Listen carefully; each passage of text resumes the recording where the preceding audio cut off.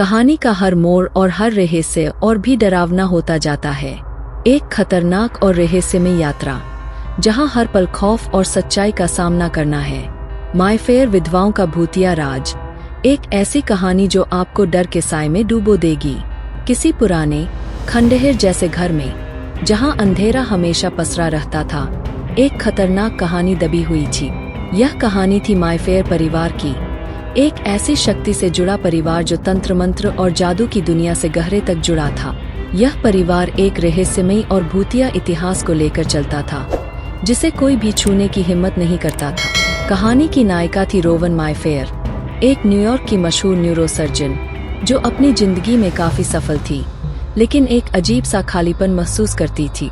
एक दिन उसे पता चलता है कि वह उसी मायफेयर परिवार से ताल्लुक रखती है, जिसे वर्षों से दुनिया ने सिर्फ अफवाहों में सुना था।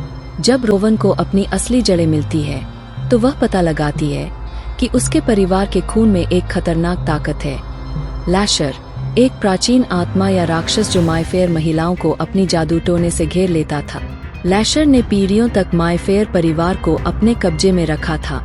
उसकी मौजूदगी से हर एक सदस्य अपने जीवन के कुछ हिस्सों में खो जाता था, और उसी रहस्यमयी ताकत के तहत वे सब अपनी आत्माओं को खो देते थे। रोवन को महसूस होता है कि उसकी शक्तियां धीरे धीरे जाग रही है, और जैसे जैसे वह अपनी कड़ी सच्चाई को जानती जाती है, लैशर का असर उस पर भी बढ़ने लगता है। वह एक के बाद एक खतरनाक घटनाओं का सामना करती है। दीवारों से अजीब सी आवाजें आना, घना अंधेरा जो अचानक कमरे में छा जाता है, और उसकी आंखों के सामने दिखते हुए मृत लोग जो उसे घूरते रहते हैं।